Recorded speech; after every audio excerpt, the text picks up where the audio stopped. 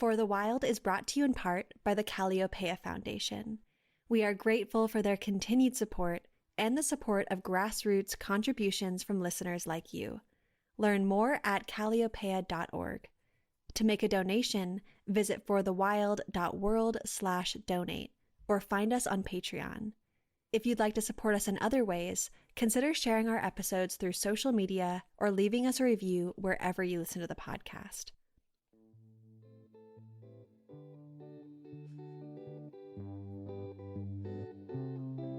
Welcome to For the Wild podcast. I'm Ayana Young. Today on the show, I'll be speaking with Bani Amor, a genderqueer travel writer who explores the relationship between race, place, and power. Even through story, we're consuming place, and that is inextricable from consuming place. Bani's work has appeared in CNN Travel, Voters, Afar, and Teen Vogue, and in Outside the XY, Queer, Black, and Brown Masculinity, and the upcoming Where We Stand, Brown and Black Voices Speak the Earth. Follow them on Twitter at Bani_Amor and on Instagram at Bani Amor. Well, Bani, thank you so much for joining me today. Your work is so expansive, touching on issues from extractive tourism to climate change and disaster capitalism. So I'm really excited to weave all these threads into our conversation today. This is so great. Thank you so much for having me. Well, as a starting point, I think it would be really helpful to unpack common narratives of place and travel as a genre. Many of your articles speak to the historical tradition of travel writing that was forged during the period of European imperial expansion and exploration, quote. So could you begin by sharing why we must understand this genre as a subjective one with its roots in colonialism, and who defines common historical and contemporary notions of travel, mobility, and movement? We already know who defines it, right? Just like who defines much of the world and the way it works, much of the story that we are given, especially, I'm on Turtle Island, and I just want to, acknowledge I'm on Matinecock and Canarsie land here in Queens, New York. That is the story that we get. What is the old adage? He who wins tells the story. That's such a paraphrasing of that term. But, the conqueror gets to tell the story of the conquered. And we see that all encapsulated in travel writing more, I think, than in kind of any other world. And travel in general is when all these delineations of power just open up, and it's unavoidable. And this elephant in the room of travel culture that we just are not going to talk about. I mean, more and more we are talking about it. But, there's a little bit of a democratization of this, especially on social media I'm talking more about. But the same folks are in power, the ones telling the story. And, Faith Adeli, a mentor, she's a travel author. She teaches travel writing for BIPOC. And she says, this is all political because travel writers tell the story of the world. So that is a huge responsibility. And it's usually advertorial, right? We're basically selling place and not thinking about that in a critical way, not thinking of ourselves as a part of the world and our place in the world in this critical way, and how that impacts the stories we tell. So our whole lives are subjective. Just being on this earth is a subjective experience. But in travel writing, you have this dominant narrator who is usually white, who is usually moneyed, who is usually Western and English speaking and all these things. And, that is such a, what is the word? It's just a delusion, a little bit of a delusion. Are we really getting the real story of this world when we're looking in the travel writing section of a bookstore? Absolutely not. We're getting a story of this travel writer. When I'm reading travel writing, just like, a lot of our experiences, what we're really reading about, or how I feel, is I'm not reading about this place. I'm reading how this person views this place. Their writing tells me more about the person than it does about the place. And you can say that about my writing, you can say that about anybody. That's just how we should look at ourselves more. But this invisible narrator who is there just to see, just to observe, and is, assumed to be objective, because often we don't put ourselves in this story. And there's a lack of transparency, especially with people who are not marginalized. A lot of time, marginalized writers have to just, there's expected of like, I'm, BIPOC, I'm queer, and you're going to see that in the beginning because we are just so used to being othered, to being, we're not dominant, so we're going to put ourselves in the story, and that affects the way I travel in all these ways. Like travel writers of color are often asked, what is it like to be black in blank, what is it like to be this in blank. And it's really like everyone should be talking about race because race defines, all of our experiences in the world. But, you're just going to ask the other of like how that affects them rather than how whiteness, empowers people to take advantage of, this history, and being empowered by this history of colonialism and white supremacy and other forms of domination. I don't want to just talk about race. And yeah, there's not much of looking at that. And so we kind of take advantage of the stories that are already there and the dynamics that have been put in place for hundreds of years, as you said, through this period of imperial expansion. And, you know, there's not much of a difference. When you open books up, it's just not much of a difference. And it's just that gaze is so embedded into the ways that we see the world and not from far away, where we are right now. Like I'm talking about the land I'm on right now. And if we don't have that relationship to where we are right now and understanding how our identities is so influenced by place, you know, then how are we going to go far away and just be like this detached person who has, no identity? I'm just the observer, observing the other in this anthropological way. So travel writing is definitely kind of in a continuation of these kind of zoological, anthropological, colonial stories of I am this here and this is the scene. And that dynamic definitely, is, we feel it and we see it in our travel writing today, often no matter who is writing it. Yeah, it's so important to understand the objective versus subjective discussion. And I just don't think we can be objective, whether it's in travel writing, science for the most part. We're bringing who we are, our experiences, our memories, our traumas, everything into everything we do. I don't know how we can separate that. And yeah, I think that's such an important part. And as you've begun to name, the imperial gaze of travel writing extends into present day representations of place as products and commodities.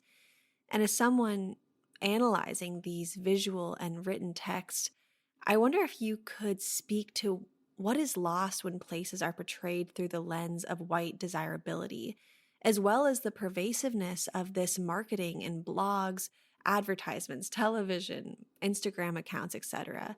Since the travel genre has really proliferated and taken on a new form and shape through online media.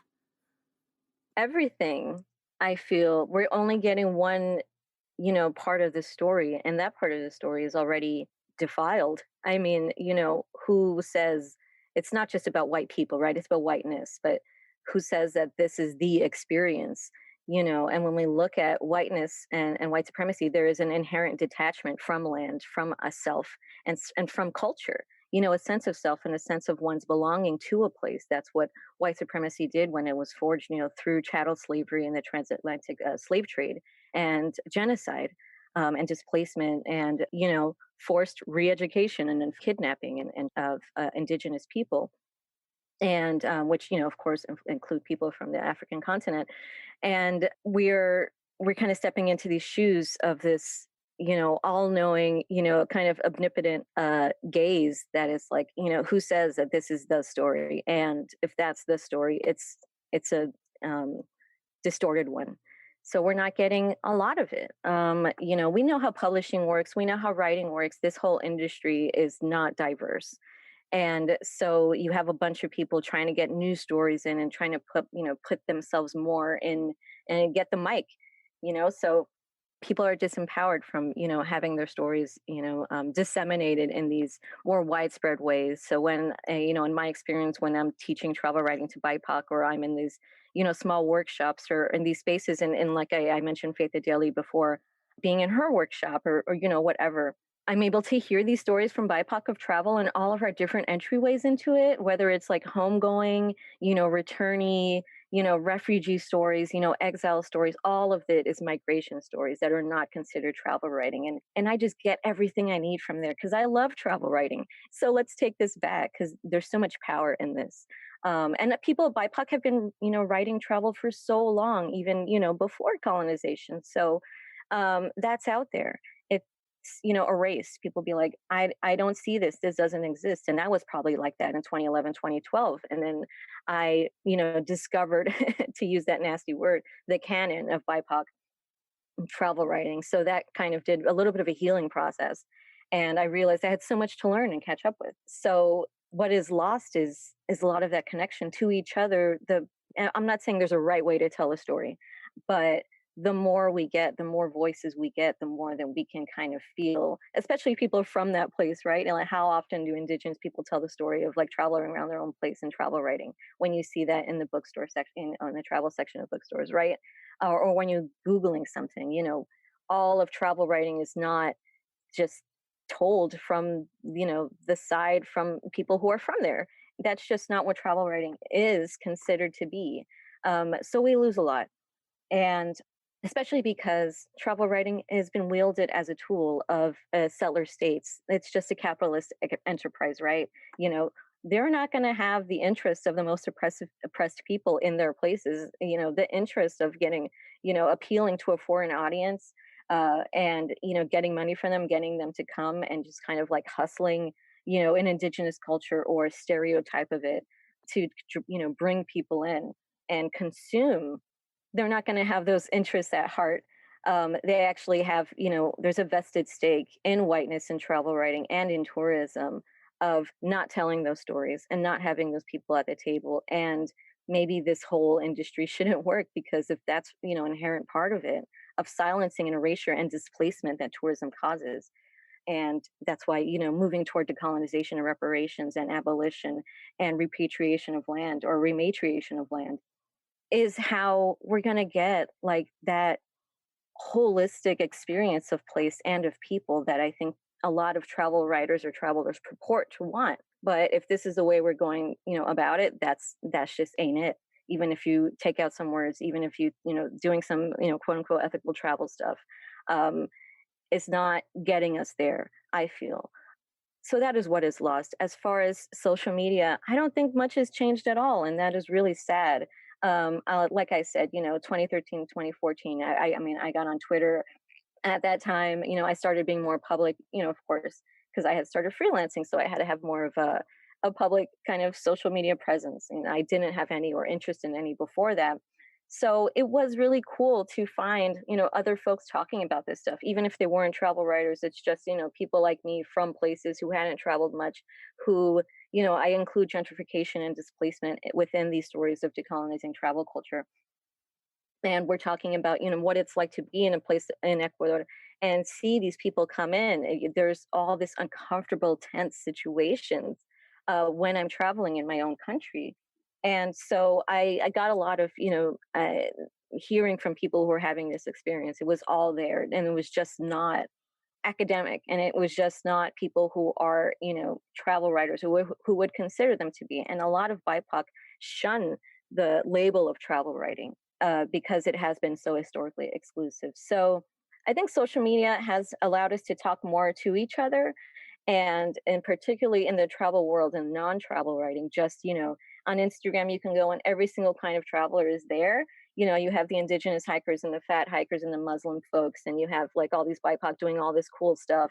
But as far as travel literature goes, that's not really changing a lot. Maybe you see more like freelance pieces a lot more, especially after this summer when a lot of magazines were like, you know what, Black people exist all of a sudden, and now we want to publish our stories.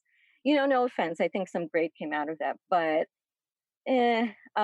so when we look at social media and social media influencing, we have this ability to actually, leave these, Condé Nast and the National Geographic and Travel and Leisureness of it all. And, write in a way that is not, pure advertorial, pure advertising for corporations that put people, travel writers out on fam trips, which are PR trips, you know, and we haven't taken it, folks haven't taken advantage of that as much as they could. If you're an influencer, you get sponsored. How is that different from something you would see in, this huge corporations, Royal, Caribbean cruise lines or whatever? You have this power to kind of tell this in a different way. But I don't see that happening. I see, especially mainstream social media travel world as a complete continuation of what we're seeing in magazines and what we've seen in books before that, like so long ago. The white saviorism that is on display, the anthropological, National Geographic of the other on display within travel photography on social media. It is so much the same, and that's really disappointing. But it is not surprising. Hmm. Yeah, absolutely. And you've also clarified that women and femmes are particularly targeted in the fetishization of place. Can you speak to this as well? This is how colonization works and how genocide works. We don't have to go far away to see how this happened. I mean, I believe, the earth or La Pachamama is a feminine being. And here we are, pillaging, ecocide, genocide, and femicide. They're not separate from each other. It's all at once. And so, I mean, look at, if you're reading this or even talking to elders or whatever the case may be, and missing indigenous women. I mean, these are the most targeted people. And why? Because it's a form of domination over place and over land. You have people who, are holding on to, quote unquote endangered languages. You have people who, within their bodies and with each other are carrying a part of their land, even if they have been displaced or deported, whatever the case may be. And when you harm a person, when you, sexually abuse a person, and when you kill them, trigger warning for all of this, you're also kind of killing this culture. There's so much that is lost. And that is not the point, right? This is harming humans, and it has been, for since 1942. So, like, I mean, since 1492. So, like this is a full on attack on women. Like, again, I'm not going to go through all these things that have happened, but we read, we listen, and you see these horrible stories of how these settlers came in and what they did from town to town. It's disgusting. And we see the same in chattel slavery, how Black women and Indigenous women are singled out as, like, we can't dominate a place until we dominate your body. And it's the same thing. When we see this in travel writing and in travel media, through advertising, through photography, through the whole, visual aesthetic of it, there's all these statistics on it when folks have studied the advertising of how indigenous women, Black women are really the visual, logo for a place. I mean, Jamaica, the sexualized, kind of like really selling the sex worker and the sex tourism of it all, through a woman's body. We don't often see them looking toward the camera. They're all usually looking away. We usually see men more looking toward cameras and being centered. We don't know the names of these women and, femmes, non-binary people. These are just static images. We look at Hawaii, and I mean, come on, the hula girl, this topless chick who's just so sexualized and completely, you know, out of context cultural tradition of hula. I mean, I think there's another word for it that is actually more of an original word that I actually don't have. I apologize right now. That is just, she could be anybody. She looks the same. She's not an actual person. So, she is Hawaii.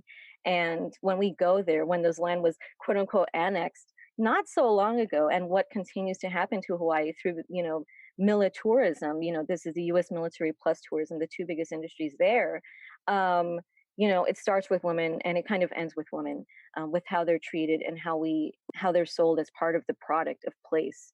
So yeah, it's not just the imagery, right? I want to bring in the military part of the militaristic part of it and the violent part of settler colonialism, and just looking at it completely separating, and it just be like smiles and fun and sun and these cruises and all-inclusive resorts. It's just a complete continuation, if not a tool that is inseparable from the project of domination. I mean, we need travel writing for these ideas and these processes of domination and colonization and progress to continue. That is intentionally the point of the woman, the femme, the non-binary, feminized person as being, the face of the product that is place to further colonization. And that is very real as we see it today.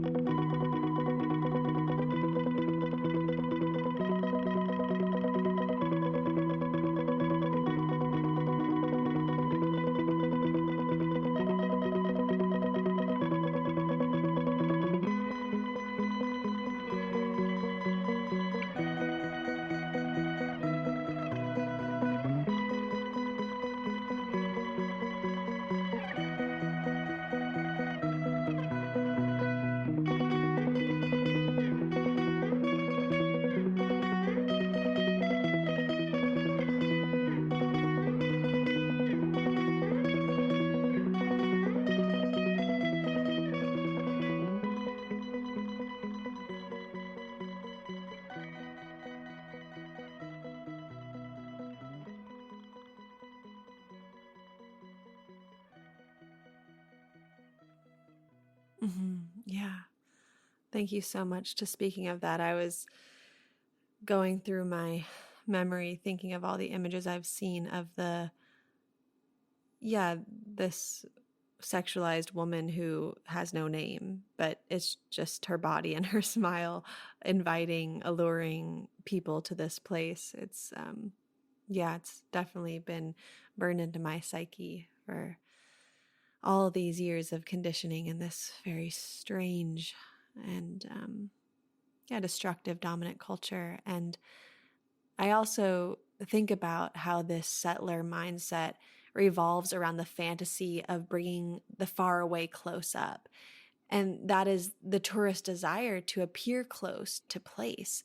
This yearning drives people deeper into wild spaces like natural reserves, wildlife parks, and remote backcountry areas, hoping to catch a glimpse of, say, the last grizzly bear or take a photo in front of a disappearing glacier, whether by cruise ship or car or trail. And this kind of travel can greatly impact fragile ecosystems, leaving behind a path of human waste, soil erosion, overfished seas, polluted water, etc. And so I'm wondering, what does the fetishization of land and the spectacle of wildlife say about our insatiable cultural hunger to connect with place? I don't think that it has to do with connecting with place at all. I think it has to do with dominating place. And, we see it's just another tick off of another country, another, stamp in my passport. People, brag about this. So I don't think it's about connecting with place. If we, truly wanted to, we wouldn't go through this way. And I don't mean to demonize anyone who travels. I travel. But again, if we're not really looking critical at these ways, then we know we're not understanding our just how problematic our places are within this.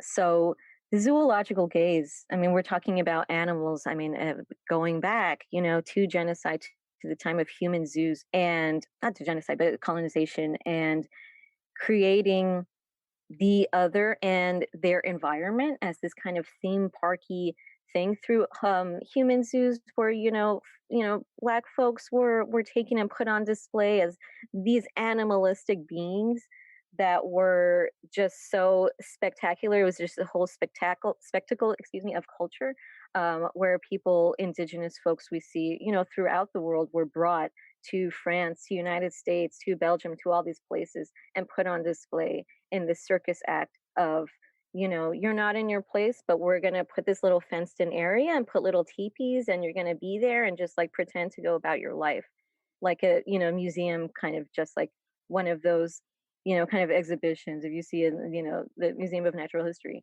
So that gaze of just equating someone, not equating someone, because non-human animals are great, shout out to them at but you're dehumanizing, folks.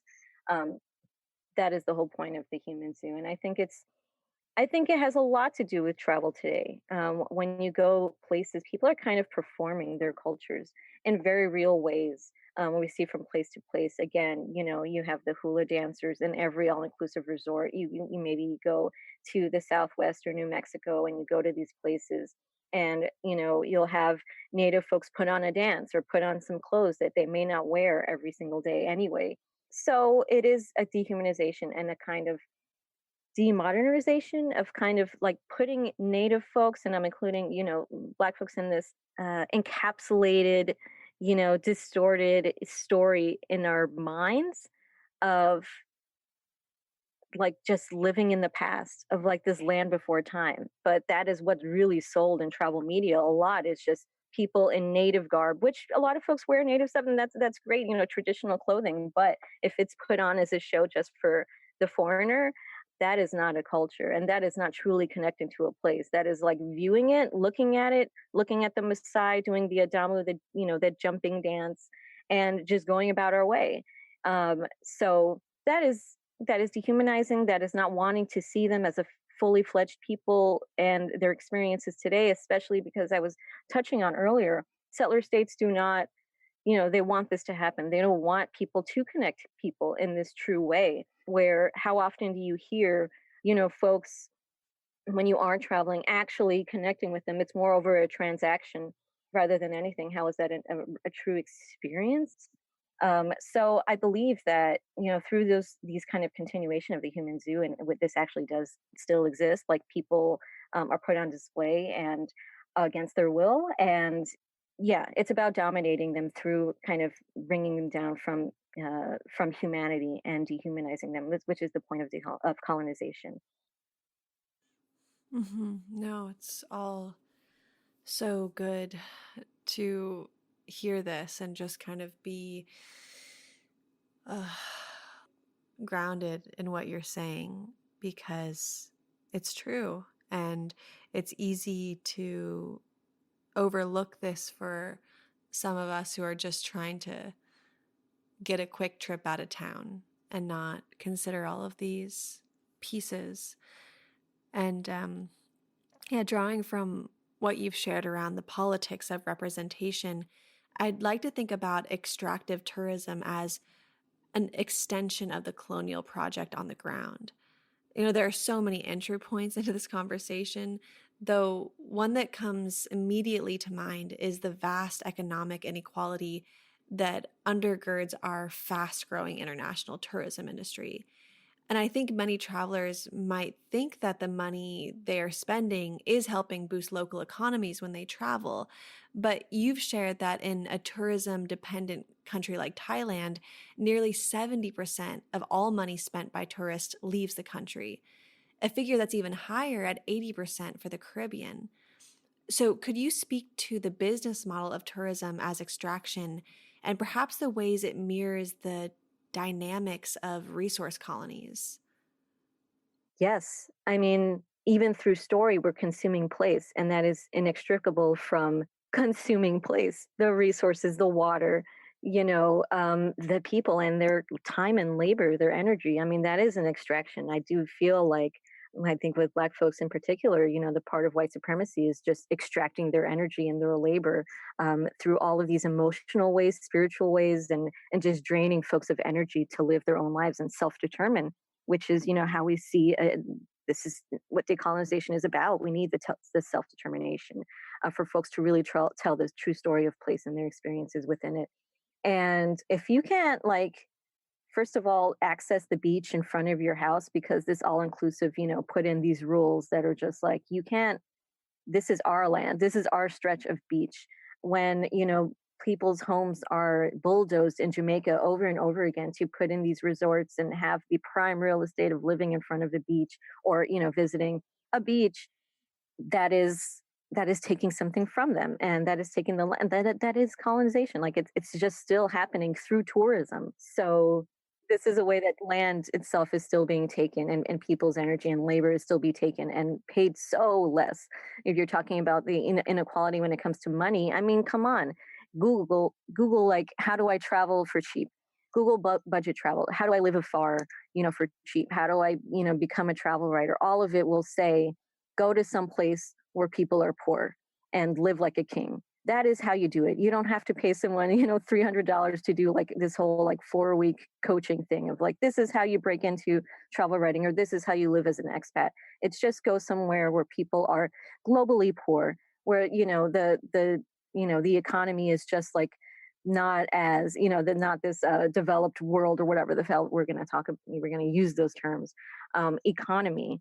If your dollar can stretch longer, then you can live like a king anywhere. And that is supposed to be some sort of hack. And it's not. It's just you're globally rich and people are globally poor within that context. So people are taking advantage of that dynamic. BIPOC all the time as travelers and expats, taking advantage of that dynamic so that you can live there and can, in this socially way, do live above people in a higher class, and enjoy those privileges and turning people into a service class, which also gentrification does. Who's taking care of people's kids, who's walking their dogs, who's cleaning their houses, who's washing their dishes, all these things. When you have an expat culture or a tourist zone, um, it's or tourist ghetto, everyone around it is not living for themselves, is not self-determining. This just lessens the ability to strengthen local industries and economy for oneself, and just turning it into this economy that is for a foreigner. So, I mean, what is the word for that? I mean, is it imperialism, colonialism? There is like a specific word. I don't want to just put all these into a mishmash, but that's how domination works. I mean, how is that really different from we're looking at like spice trades or anything else? This economy is for someone else and not for you.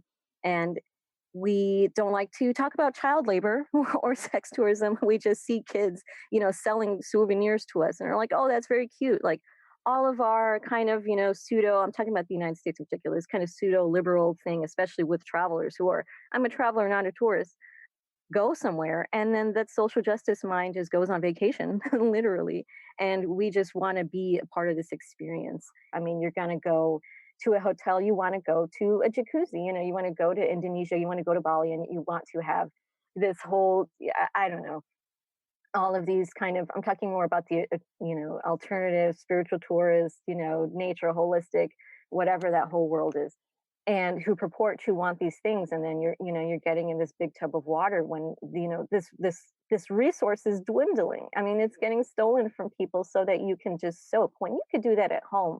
I'm not saying this is happening everywhere. I'm singling out Bali, and the water shortage is terrible, and it just gets used more and more. I think that figure is 80%. And I want to point out that the figures that you used before that I pointed out in other pieces are like pretty old, like really old. I'm talking. I think it's like 2000 or so.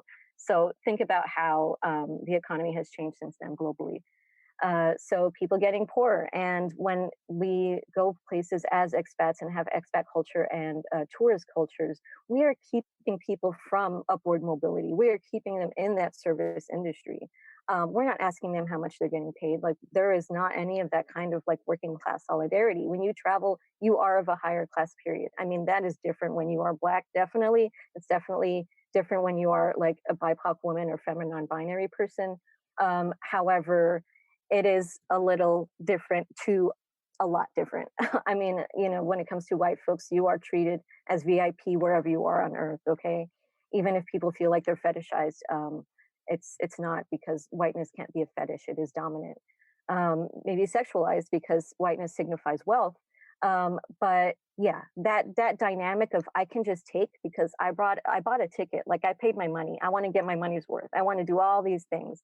It keeps people in economic instability. Tourist economies are so famously unstable. Look at COVID. People had to Mexico, Ecuador, other places, Puerto Rico, open themselves prematurely to foreigners, tourists, because they needed that money, even though people are like dying and super sick. And again, there is this story in travel writing of this is what we want. We want to connect to people. We love culture. And that whole Mark Twain quote about travel being I guess the opposite of you know intolerance and these kinds of in bias and stuff. But when we look at it, no, I mean, tourists are acting a mess in these places. So when you become economically dependent to a foreign power, how is that you know empowering people? That is such a lie. You know, we see this with the language, and I'm going to end here. I know I'm talking a lot about supporting Black owned businesses. No one supports Black white owned businesses, right? We just buy and we just assume, this is all men own all these corporations, white people own all these corporations that we're buying from all the time, but we're going to go out of our way and think we're doing a charitable thing by paying Black people for things. That's just how labor works. You pay people, you get something. So you're not helping nobody, you're just a consumer.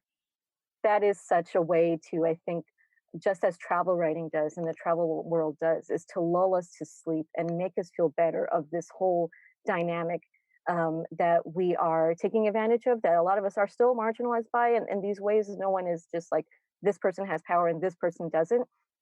But in travel, it is so very stark that I think the function of travel writing historically and of now and of travel culture is to take that whole violent colonial project and extract it, the fun and the sun and the leisure out of it, and the escape and the wanderlust of it all, as if it's completely separate. The fun side, the nice side, the pretty side enables the whole project to continue.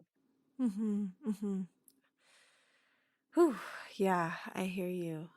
And just so many memories popping up and thinking about how that relates to, yeah, experiences I had growing up and now. And one thing that you mentioned was the spiritual tourism, and I'm curious to ask you about the phenomenon of what might be seen as more alternative modes of travel, like, say, ecotourism or humanitarian travel and volunteerism or spiritual tourism.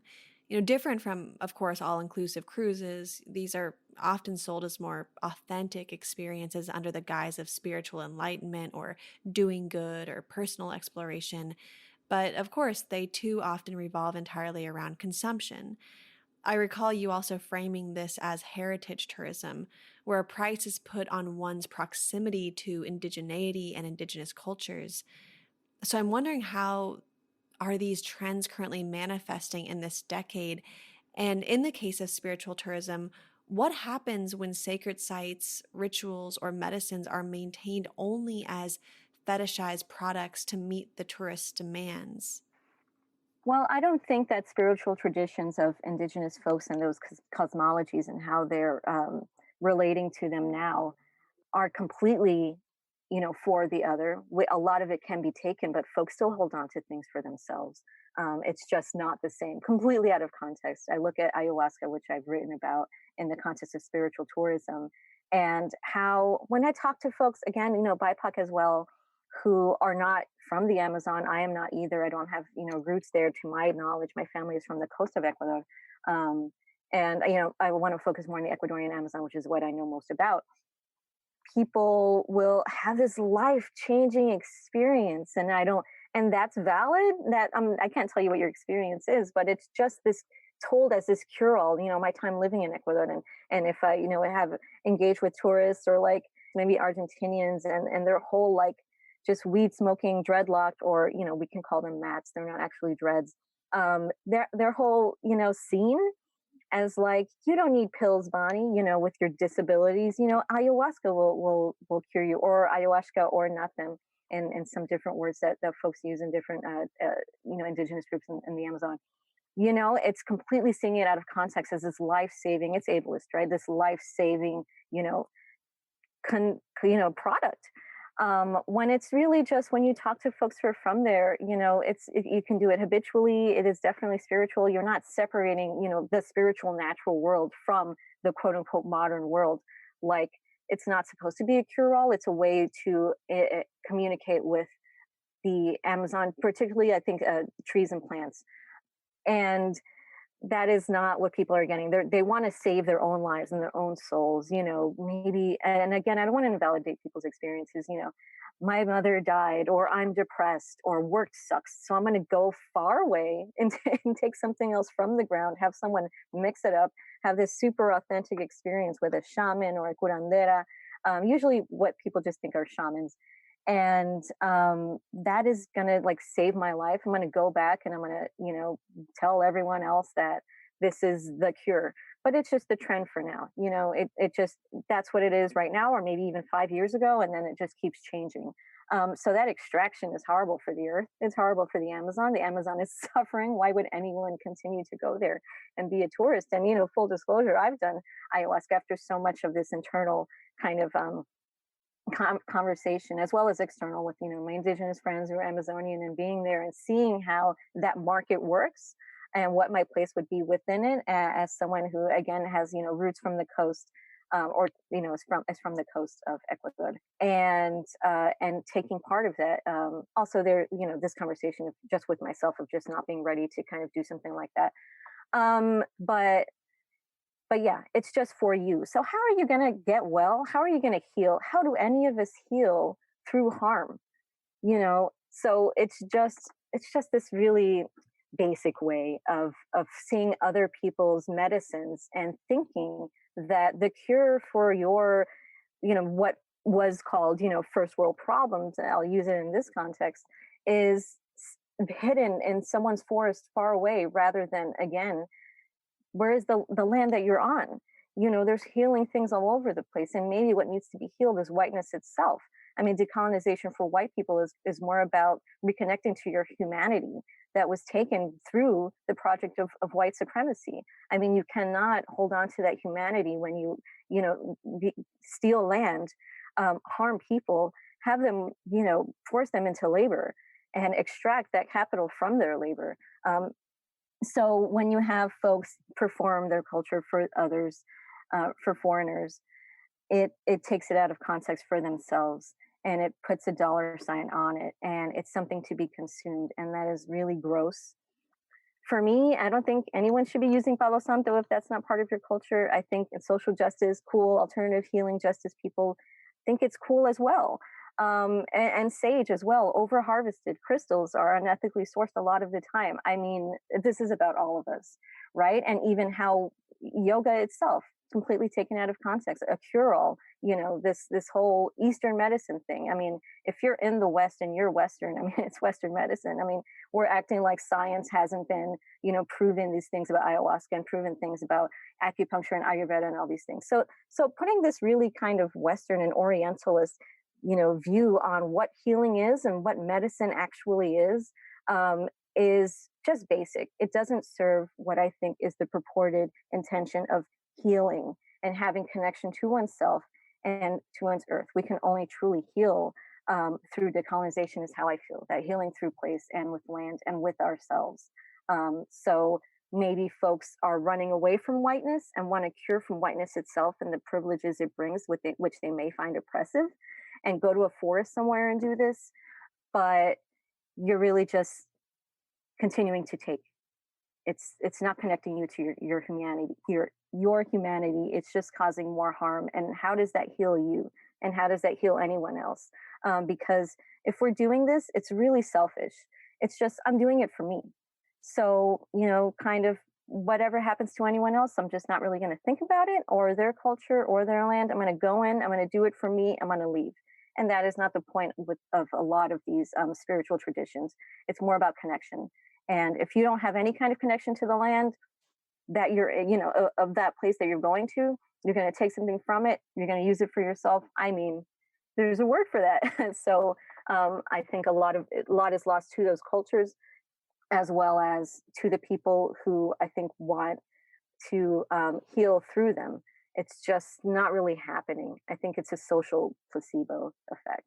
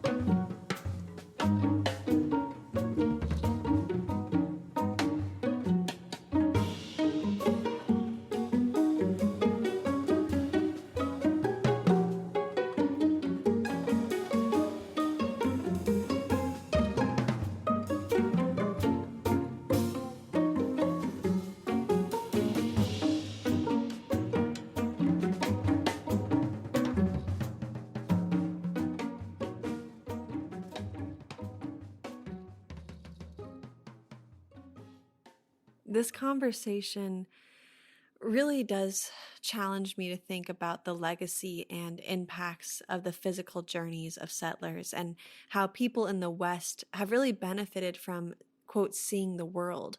But that action has opened up a Pandora's box wherein places and people have become commodified for consumption.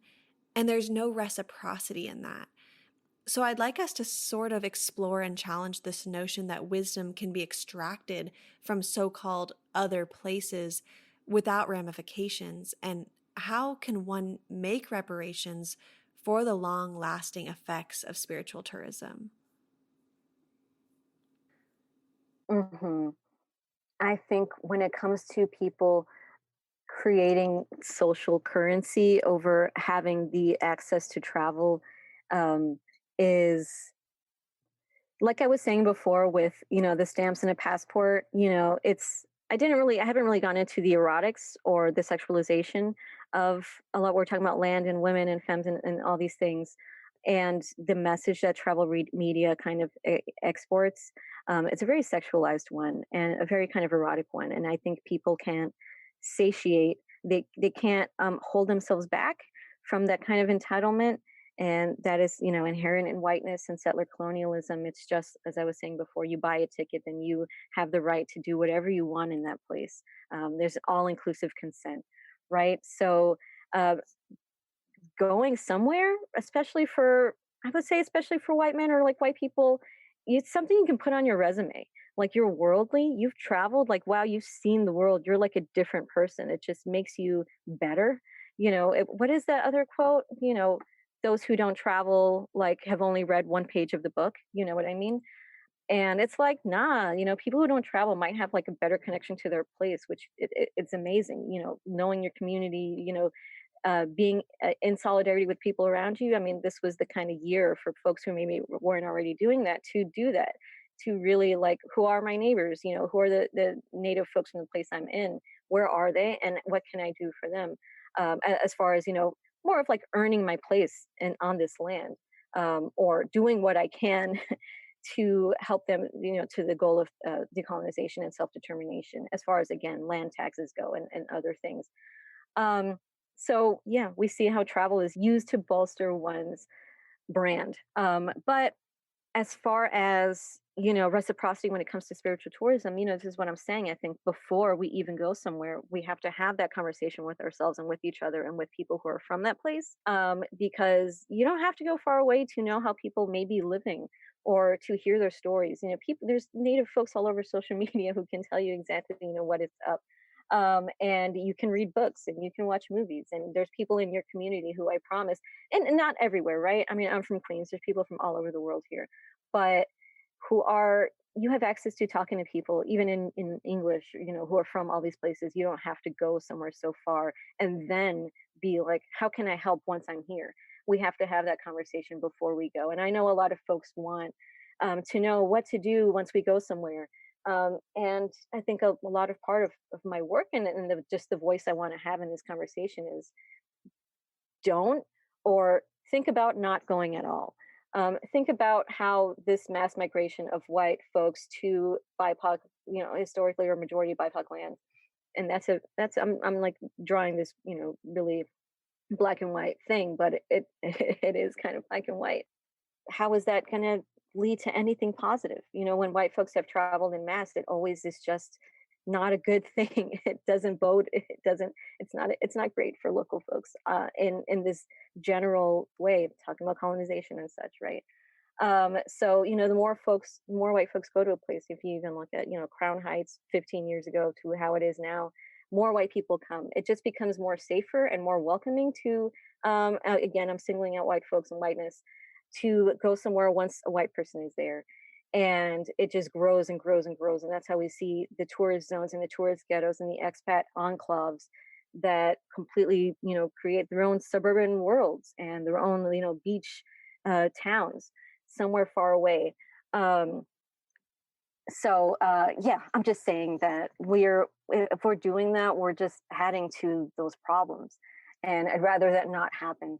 When it comes to spiritual tourism, as far as, reciprocity and reparations go, I mean, again, I think it's withholding. I think it's less like, how about not take it all rather than take in a way that maybe a little bit better than the way I wasn't. I don't know if that's what you're talking about, but I do feel reparations need to be paid. I mean, I think that all of us can have, and there's very concrete ways, um, you know, parts of our bank accounts, just for like paying, Black folks back. And, there are projects, like I'm saying, to pay reparations and to pay land tax to original folks, um, to do that where we are right now, because that's the most important. So I might not know what that answer is as far as, what can people do once they're there, rather than other than just not doing it. Maybe I shouldn't actually go through with this plan that I had to have this experience when it comes to spiritual tourism, or how, yeah, I don't know, sometimes it just has to do with going to the right place and paying the right people sometimes, rather than a white owned resort. And again, how much are people getting paid? How can you tell those owners, maybe that's not enough? Learn about what the minimum wage is in a place. And again, are people doing contract labor? Are they getting a salary? How far do they have to travel to actually come to this place? Can they afford for their kids to go to school? All these things, I'm taking from them, and I don't even know if they have enough in their own place to have these things that I'm taking advantage of when I go afar. So yeah, I think that's a little bit of a conversation rather than an answer that I have for you. Mm-hmm. Well, there's so much there, and I really appreciate all the places you took us in our mind, and just, yeah, really asking the folks who are listening to sit with the complexity of travel and don't just go about our lives without considering all of the ramifications and ways of being in better relationship with the world, because I think ultimately all of us tuning in, that's what we want. We want to be in right relationship. And this is such a huge sector that we really can't ignore. It's not just flying on planes, and it's not just the gosh, I could kind of go on with, it's not just the like dot dot dot dot dot. Here's a long list. But yeah, I really appreciate the time that we were able to spend today and start to deep dive into the world of travel. That's great. That's great. Thank you so much for having me. I just want to shout out Dr. Anu Taraneth. I mean, just from that one thing you said, I can share so many authors and resources and websites and stuff. But her book, Beyond Guilt Trips: Mindful Travel in an Unequal World, is probably something that I think your listeners would be interested in. And you just touched on just being uncomfortable. Let's do it. It's okay. We can have these conversations with ourselves first, and become kind of develop our palate for this, and our language for it, and our fluency in it, right, really, by just sitting with ourselves, which again I think is something that we should take advantage of more this year, rather than just fighting it and fighting it. I know it's hard, but we need to be able to sit with ourselves in the discomfort in order to have this, and that kind of hostility or defensiveness towards looking at our privilege and our power is not, the most beneficial. Neither is guilt. That's why her book is called Beyond Guilt Trips. So let's sit in it together, be honest, be transparent, not be like, these people are bad and these people are good, but like, this is all problematic. How can I bring my full self to the experience of being alive where I am? I know it's very general and very vast, but that is decolonizing travel culture, and that's why I like to uh, write about it and think in this world, because travel is basically everything. It ties everything together. So yeah, thank you so much for letting me rant in all these little different zones that are entry points into this conversation. And yeah, thank you so much for inviting me and for your time.